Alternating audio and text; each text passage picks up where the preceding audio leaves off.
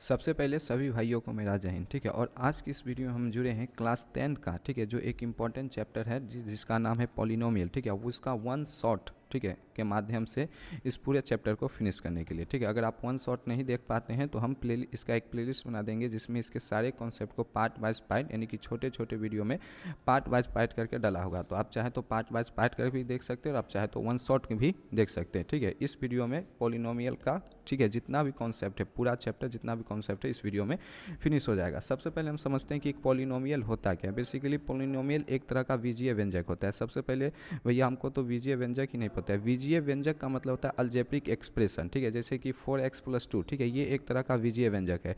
आप कुछ भी लिख दो, 6x² + 7, ये एक तरह का बीजीय व्यंजक है। 7x² ठीक है 6y, ये भी एक तरह का बीजीय व्यंजक है। लेकिन बहुपद क्या होता है? बहुपद होता है एक चर वाला बीजीय व्यंजक। ठीक है भैया, चर क्या होता है? तो चर x y z, ठीक है, आप पढ़े ही होंगे x y z क्या होता है। ये चर होता है जिसका मान बदलते रहता है, और अचर जिसका मान नहीं बदलता है, जैसे 1 2 3, ठीक है, इसका मान नहीं बदलेगा तो ये चर होता है, और x y z बेसिकली आपका चर होता है। तो एक ऐसा बीजीय व्यंजक जिसमें केवल एक चर हो, ठीक है, जैसे कि 7x+2 वो 7x, ठीक है, मान के चलो 7x+2, इसमें आपको केवल एक चर नज़र आ रहा होगा x, ठीक है, मान के चलो 7x² + 6x+3, इसमें भी आपको केवल एक चर नज़र आ रहा होगा x। चर तो एक ही है, बस आया दो स्थान पे उससे मतलब नहीं है, केवल एक चर होना चाहिए। तो यहाँ पर भी आपको केवल एक चर नज़र आ रहा होगा। ठीक है, तो एक चर वाला एक ऐसा बीजीय व्यंजक जिसमें चर की घात और ऋणात्मक पूर्णांक हो। ठीक है, बहुत इंपॉर्टेंट पॉइंट। ठीक है, चर की जो घात होनी चाहिए वो क्या होनी चाहिए? और ऋणात्मक पूर्णांक। और ऋणात्मक पूर्णांक करने का मतलब होता है जीरो, और धनात्मक पूर्णांक, ठीक है, ये आपका कहलाता है और ऋणात्मक पूर्णांक। यानी कि इसमें x की घात या तो जीरो हो सकती है, या तो 1 2 3 4, ऐसे में पॉजिटिव नंबर में कोई हो सकती है। x की घात निगेटिव नहीं हो सकती है। ठीक है, अगर x की घात निगेटिव होता है तो हम उसको बहुपद पॉलिनोमियल नहीं कहेंगे। x की घात जब तक पॉजिटिव नहीं होगा तभी हम उसको पॉलिनोमियल कहेंगे। ठीक है, तो पॉलिनोमियल यानी कि बहुपद क्या होता है आपको समझ में आ गया। एक चर वाला एक बीजीय व्यंजक जिसमें x की घात और ऋणात्मक पूर्णांक होता है उसे हम लोग पॉलिनोमियल यानी कि बहुपद कहते हैं। जैसे कि 7x² + 6x+2, ठीक है, ये भी आपका पॉलिनोमियल है। ठीक है, जैसे 6x³ + 7x² + 2, ठीक है, 6x लिख दिया +2, ये भी आपका एक पॉलिनोमियल है। ठीक है, कहीं पर 7x+2 भी लिखा है, ये भी एक तरह का क्या है? पॉलिनोमियल यानी कि बहुपद है। ठीक है, बहुपद समझ में आ गया। एक चर वाला बीजीय व्यंजक, ये तीनों क्या है? ये तीनों आपका क्या है? ये तीनों बीजीय व्यंजक है। अब एक चर वाला एक ऐसा बीजीय व्यंजक जिसमें x की घात जो है वो केवल अऋणात्मक पूर्णांक होना चाहिए। जैसे 2 है, ठीक है, यहाँ पर x की घात है, यहाँ x की घात 1 है, तो ये दोनों क्या है? अऋणात्मक पूर्णांक, नॉन नेगेटिव इंटीजर। जैसे यहाँ पर x की घात तुम्हें दिख, यहाँ पर कुछ नहीं है तो 1 है, 3 2 1 है, 3 2 1 क्या होता है? ठीक है, अऋणात्मक पूर्णांक यानी कि नॉन नेगेटिव इंटीजर। यहाँ पर भी x की घात क्या है? 1 है। ठीक है, तो ये भी क्या है? एक बहुपद है। ठीक है, अब बहुपद कौन नहीं होगा? जैसे आपको एक तरह का ये दे देगा x+1/x, ठीक है, तो बोलेंगे तो भैया ये भी एक तरह का बीजीय व्यंजक ही है।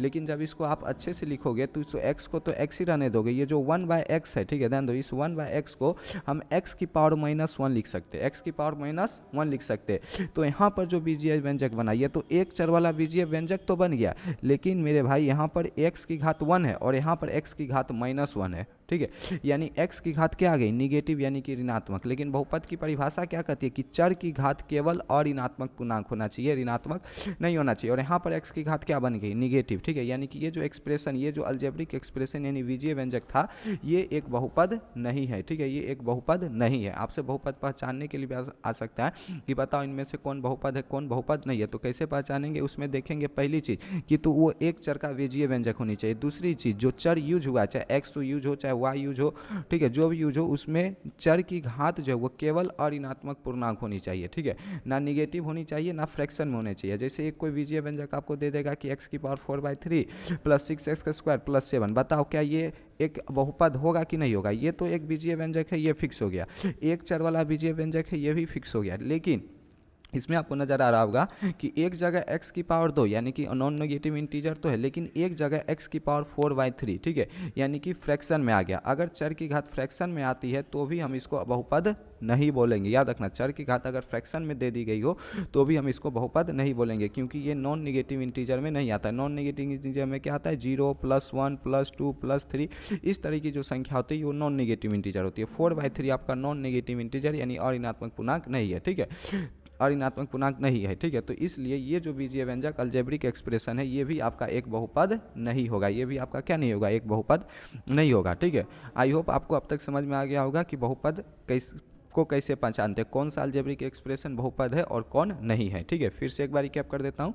एक चर वाला बीजीय व्यंजक, ठीक है, सबसे पहले तो एक चर आपको देखना है, फिर एक चर वाला बीजीय व्यंजक जिसमें चर की घात और ऋणात्मक पूर्णांक है वो आपका बहुपद है, और जिसमें चर की घात निगेटिव, जिसमें चर का घात निगेटिव या फिर फ्रैक्शन में आ जाता है वो आपका एक बहुपद नहीं है। ठीक है, आई होप आपको यहाँ तक समझ में आ गया होगा। अब हम लोग समझते हैं बहुपद की घात यानी कि पावर ऑफ या फिर इंडेक्स ऑफ ए पॉलिनोमियल, ये क्या होता है। देखो, ठीक है, कोई भी एक बहुपद हम लिखते हैं ना, ठीक है, तो उसमें x की घात कई जगह इस्तेमाल होती है। ठीक है, जैसे यहाँ पर आपको एक बहुपद नजर आ रहा होगा, ठीक है, 7x² + 6x, ठीक है, यहाँ पर एक बहुपद नजर आ रहा होगा 7x² + 6x + 2।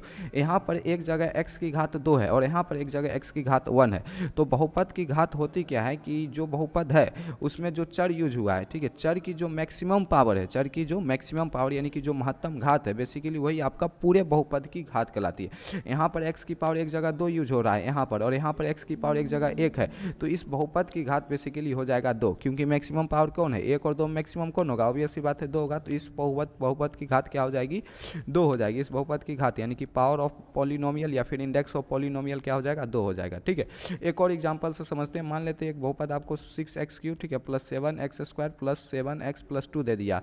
पूछेगा कि बताओ इस बहुपद की घात यानी कि इंडेक्स ऑफ पॉलिनोमियल क्या होगा। तो हम देखेंगे पहले कि यह बहुपद है, तो हाँ है, ठीक है, क्योंकि यहाँ पर एक चर वाला क्या है, एक बीजीय व्यंजक भी है, और सभी जगह x की जो घात है वो एक और ऋणात्मक पूर्णांक भी है। अब देखेंगे x की मैक्सिमम पावर क्या है। ठीक है, यहाँ पर आपको नजर आ रहा होगा कि x की पावर 3 है, यहाँ पर x की पावर 2 है, यहाँ पर x की पावर 1 है, और यहाँ पर कुछ नहीं है तो x की पावर 0 है, क्योंकि 2 लिखो या 2 × x की पावर 0 लिखो, बोलेंगे भैया बात बराबर है। कैसे बराबर है, तो 2, ठीक है, और 2 की x की पावर 0, x की पावर 0 करो, a की पावर 0 करो, 2 की पावर 0 करो, किसी भी चीज़ की पावर 0 जो होती है उसकी वैल्यू 1 होती है। तो 2 × x की पावर 0, तो x की पावर 0 को हम 1 लिख सकते हैं, तो ये 2 के बराबर ही होता है। ठीक है, तो 2 केवल 2 भी दे देगा तो ये भी एक बहुपद है, क्योंकि इसमें जो चर है x की पावर 0 ये छुपा होता है, और 0 एक और ऋणात्मक पूर्णांक है, ये आपको पता होगा। ठीक है, तो 2 भी अपने आप में क्या है, एक बहुपद है। ठीक है, अब इसमें हम बात कर रहे थे कि बहुपद की घात क्या होती है। तो जो चर की मैक्सिमम पावर होती है, यहाँ पर चर की मैक्सिमम पावर आपको 3, 2, 1 में कौन नजर आ रहा होगा, बोलेंगे भैया 3, तो इस बहुपद की घात क्या हो जाएगी, इस बहुपद की घात हो जाएगी 3। ठीक है, इस बहुपद की घात क्या हो जाएगी 3। उसी तरीके से आपको कुछ और एग्जाम्पल देखते हैं। ठीक है, मान लो कि 7x की पावर 4 कहीं दे दिया, 6x² + 3 दे दिया। पूछेगा बताओ इस बहुपद की घात क्या होगी, बोलेंगे भैया ऑब्वियस सी बात है, यहाँ पर x की पावर 4 है, यहाँ पर x की पावर 2 है, और यहाँ पर कुछ नहीं है तो x की पावर 0 है। मैक्सिमम पावर कौन हो गया, तो मैक्सिमम पावर हो गया 4, तो बहुपद कितना हो जाएगा, तो बहुपद का घात कितना हो जाएगा, तो बहुपद का घात हो जाएगा 4। ठीक है, आई होप आपको ये 2 टर्म समझ में आ गया होगा कि बहुपद क्या होता है, ठीक है, और बहुपद की घात क्या होती है। ठीक है, लिखना चाहो थ्योरी या फिर परिभाषा तो लिख भी सकते हो कि एक चर वाला वैसा बीजीय व्यंजक जिसमें चर की घात और ऋणात्मक पूर्णांक होती है उसे हम लोग बहुपद कहते हैं। ठीक है, जैसे यहाँ पर हम एक बहुपद दे भी दिए, जैसे यहाँ पर अगर हम चर x यूज करते हैं तो इसे हम लोग x में एक बहुपद कहते हैं, अगर हम चर y यूज करते हैं इसे हम लोग y में एक बहुपद कहते हैं। ठीक है, थोड़ा सा आपको म्यूजिक का साउंड आ रहा होगा, ठीक है, डिस्टर्बेंस के लिए माफ़ी है। ठीक है, बगल में म्यूजिक बज रहा है तो थोड़ा सा ही आप लोग कष्ट कीजिएगा। ठीक है, लेकिन आवाज़ में कोई भी प्रॉब्लम नहीं आएगा।